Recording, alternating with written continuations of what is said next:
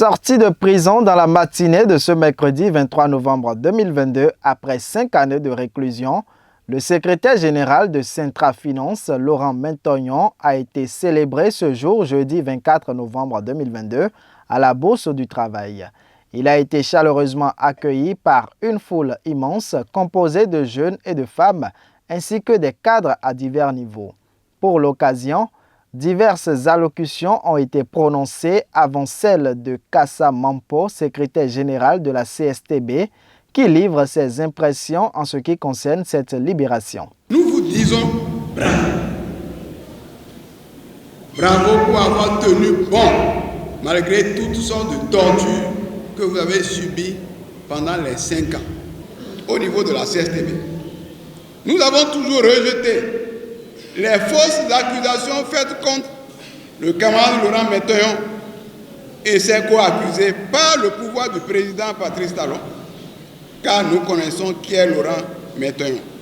C'est pourquoi nous avons partout clamé son innocence et dénoncé la détention politique. Face à la remise en cause des acquis démocratiques et la poursuite de la répression arbitraire des travailleurs et des détentions politiques au Bénin, la CSTB invite tous les travailleurs à poursuivre la lutte pour l'avènement d'un pouvoir des travailleurs et des peuples, ce qui passe par l'institution d'une Assemblée nationale composée des représentants des différentes couches socio-professionnelles du pays, y compris les travailleurs qui doivent être représentés et pour voter des lois qui protègent leurs droits et ceux de tous les citoyens, à l'opposé de ce que nous vivons depuis plusieurs années. Les syndicats ainsi que le fan club Laurent Metognon, à travers leurs représentants collectifs, n'ont pas tari de mots pour témoigner leur gratitude à l'Éternel Dieu avant de laisser place à l'avocat de ce monument de la lutte syndicale. Joseph a été emprisonné par le Pharaon et est devenu l'homme de main de Pharaon, est devenu l'espoir de tout un peuple. Joseph, Laurent, nous devons te remercier pour avoir incarné l'espoir.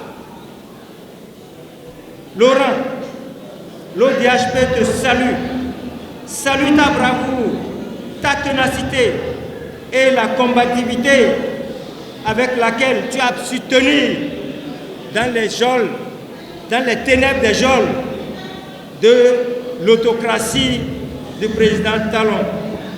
L'appel que je lance pour terminer, pour finir, est que le combat n'est pas terminé, Laurent. Le combat se poursuit en vue d'obtenir l'amnistie générale de tous les détenus politiques et le retour des exilés politiques dans leur pays natal et l'indemnisation de toutes les victimes pour le préjudice qui leur a été causé. Le combat également se poursuit pour l'abrogation des lois scélérates, pour la reconquête des libertés confisquées par l'autocratie. Laurent, le chantier est encore grand.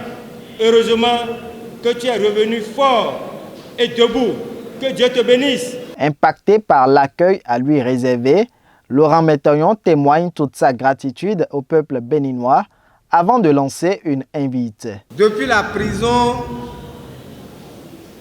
j'ai appris que vous allez en souffrir, mais vous n'y pouvez rien.